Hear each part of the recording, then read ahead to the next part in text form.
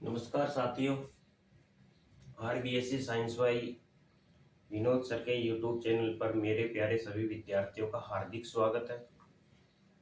साथियों, हमारा अध्याय विद्युत 11वां चल रहा है, जिसके अंदर हमने कुछ बेसिक चीजें, विद्युत धारा किसे कहते हैं, विद्युत परिपथ क्या है, विद्युत धारा का सूत्र क्या है, इनके मात्रक क्या है, आवेश का क्या है, समय का क्या है, धारा का मात्रक क्या है, इनके बारे में अध्ययन किया और कुछ न्यूमेरिकल्स भी किए। आज हम इस क्लास में कुछ न्यूमेरिकल्स आज और करेंगे।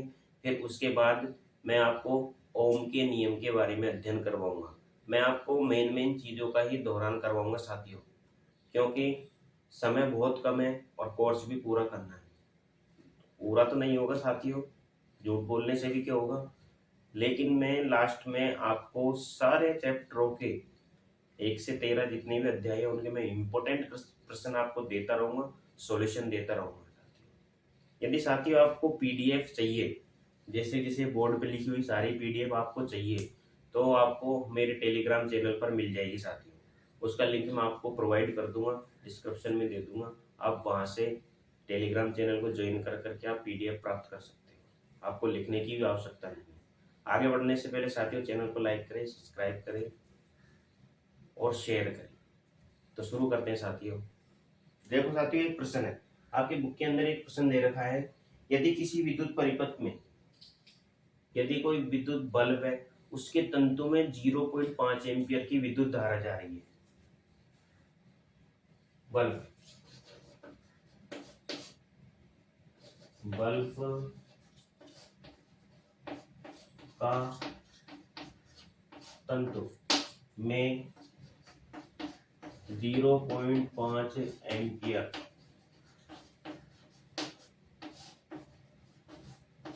0.5 एम्पियर की विद्युत धारा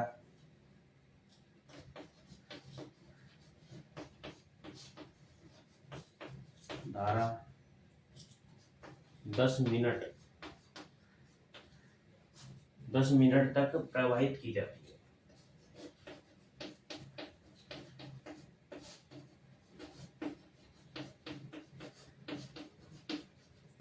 तो आवेश की गणना की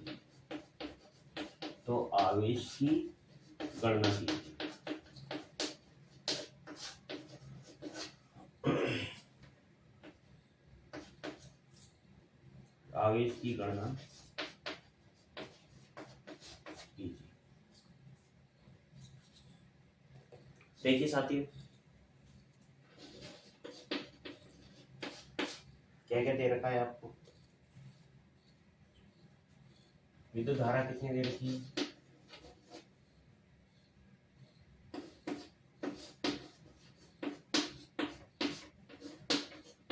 आई बराबर 0.5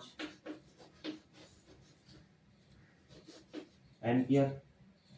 समय कितना दे रखा है,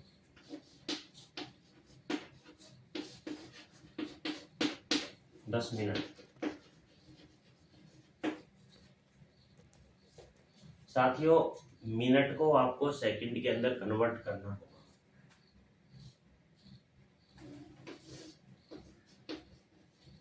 एक मिनट में कितनी सेकंड होती है साथियों, 60। तो 10 मिनट में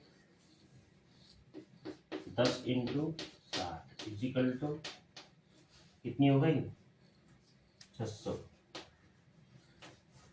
10 मिनट में कितनी सेकंड हो गई साथियों, 600। अब हम सूत्र लगा करके रख देंगे, आई बराबर क्यू बटे आई का मान कितना दे रखा है आपको, 0.5 बराबर क्यू ज्ञात करना है। समय कितनी है, 600 सेकेंड। कितनी साथियों, 600 सेकेंड। हम यहां से पॉइंट हटा देंगे, अगली स्टेप पॉइंट हटाएंगे तो नीचे क्या बढ़ जाएगी, एक 0 क्यू बटे 600। अब आप इनको क्या कर लो दोस्तों, वज्र cross multiply, Q into 10 equal to 5 into 600। Q बराबर 5 इंटू 600 बटे 10।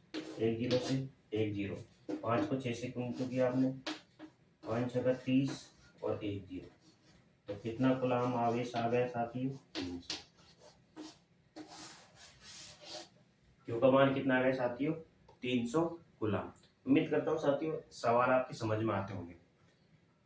इसके बाद में साथियों आपसे जो विद्युत धारा का मात्रक एम्पियर होता है, विद्युत धारा का मात्रक क्या है? एम्पियर। इसकी क्या परिभाषा है? एम्पियर की क्या परिभाषा? तो देखो साथियों, एक एम्पियर की परिभाषा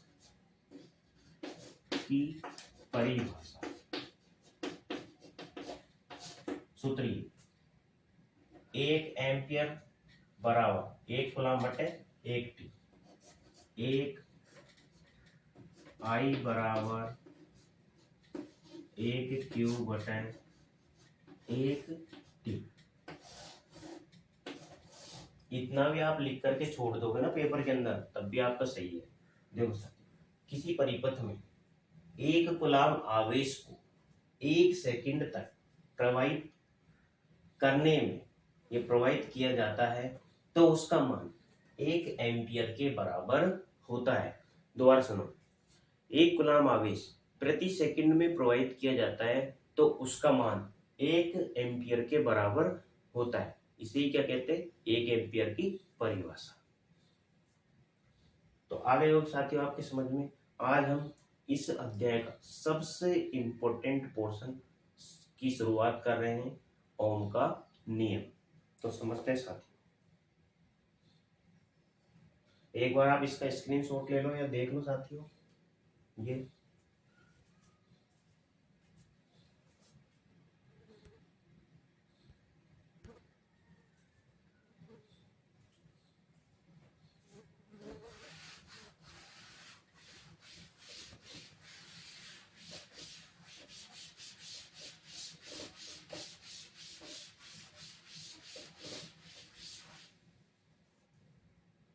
अब हम पढ़ते हैं साथियों ओम का नियम।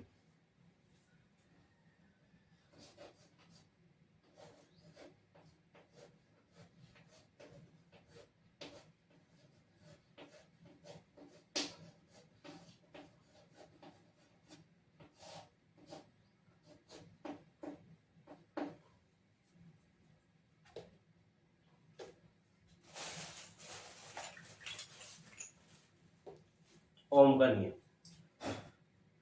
ओम का नियम क्या होता है साथियों? सबसे पहले इसकी परिभाषा। ओम का नियम देने वाले व्यक्ति कौन थे, कब दिया गया था, इसमें क्या क्या होता है? देखो, ओम का नियम सन 1827 में 1827 में ओम का नियम कब दिया गया था? सन 1827 में। और किसके दिया गया था? जॉर्ज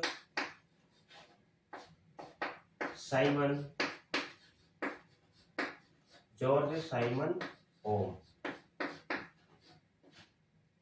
अब इसकी परिभाषा लिखते हैं फिर इसके बारे में हम अध्ययन करते हैं। ओम का नियम क्या होता है? देखो, यदि किसी चालक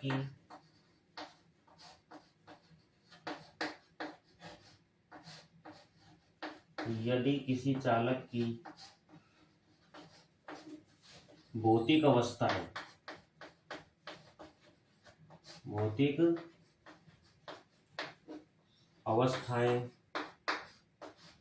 जैसे यदि किसी चालक की भौतिक अवस्थाएं जैसे दाब, ताप, अनुप्रस्थ, काट क्षेत्रफल,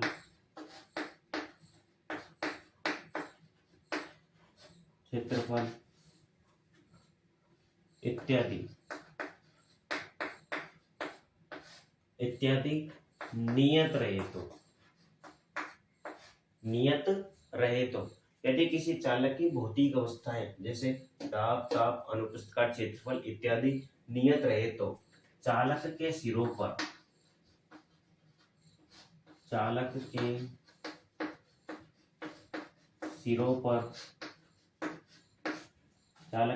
पर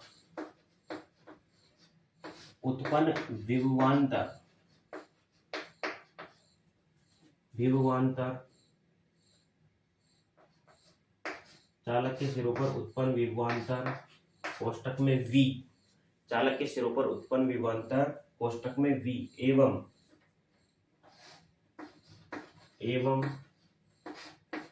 चालक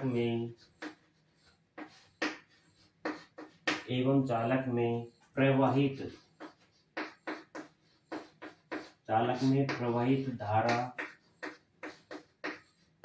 I के समानुपाती होता है,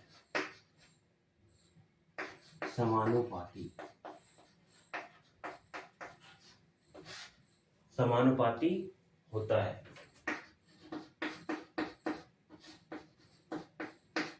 यही ओम का नियम है।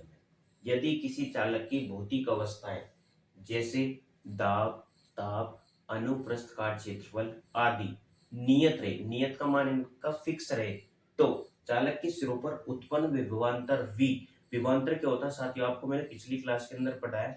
विभवांतर जिसका मापन वोल्टमीटर के द्वारा किया जाता है और इसको हम परिपथ में समांतर क्रम में संयोजित करते हैं, जबकि एमीटर को परिपथ में श्रेणी क्रम में संयोजित करते हैं।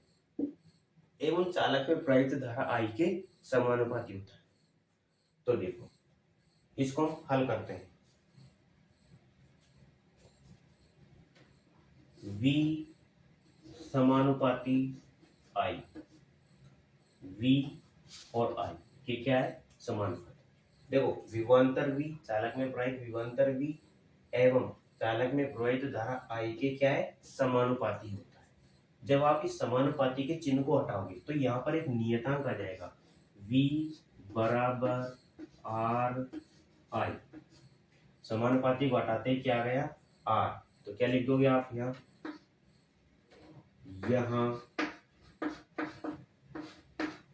R एक नियतांक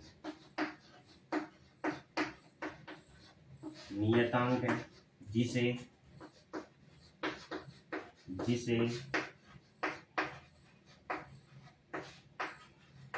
जिसे चालक का प्रतिरोध कहते हैं।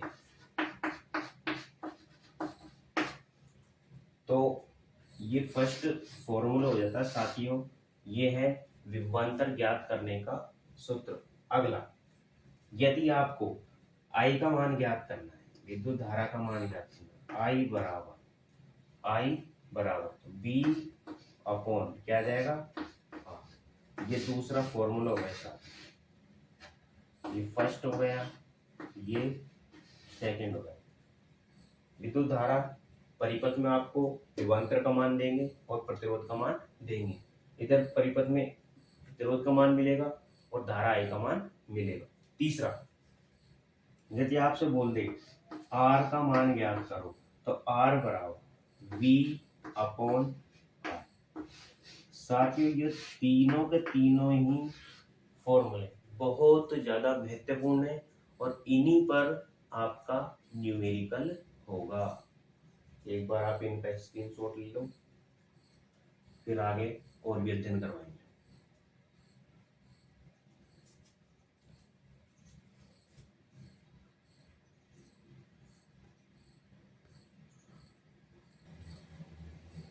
अब देखिए साथियों, आगे ये ओम का नियम हो गया। उम्मीद करता हूँ आपके ये परिभाषा, ये फॉर्मूले जो आपने सूत्र निकाले ये समझ में आए होंगे और इनके ऊपर जब आप न्यूमेरिकल करोगे ना, आपको बहुत मजा आएगा न्यूमेरिकल करने में। बहुत स्टैंडर्ड सवाल आएंगे, बहुत सीधे सीधे सवाल आएंगे।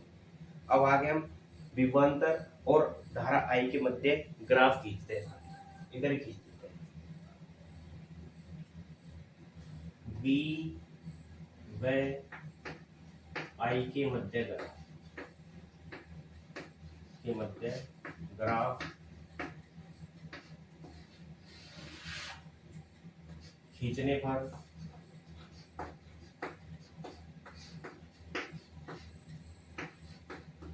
एक सरल रेखा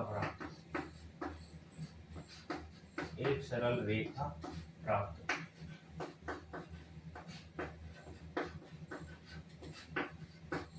ये भी इंपॉर्टेंट है साथियों, V और I के मध्य ग्राफ खींचिए, कैसे खींचा जाता है।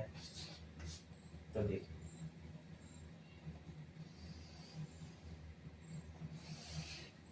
इधर आपने लिख दी धारा आई, इधर लिख दिया आपने विभवांतर V, विभवांतर या 0 निर्देशांक होते हैं, ये ले लिया आपने 0.1, 0.2, 0.3, 4 और इधर 0.4 का अंतर ले लिया, 8, 1.2, 1 और बिंदु लगा दो।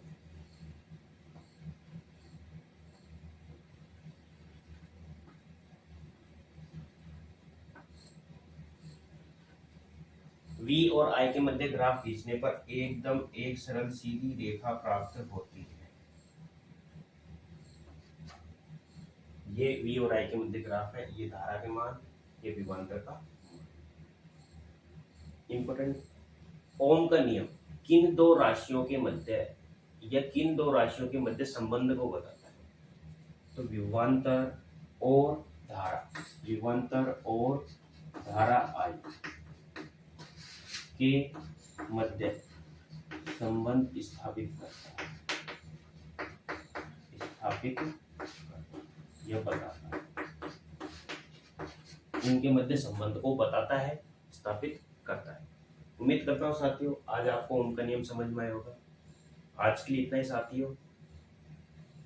RVSC साइंस और विनोद सर के YouTube चैनल पर एक बार फिर से आप सबका हार्दिक स्वागत है। आज के लिए इतना ही मेरे प्यारे विद्यार्थियों। जय हिंद, जय भारत।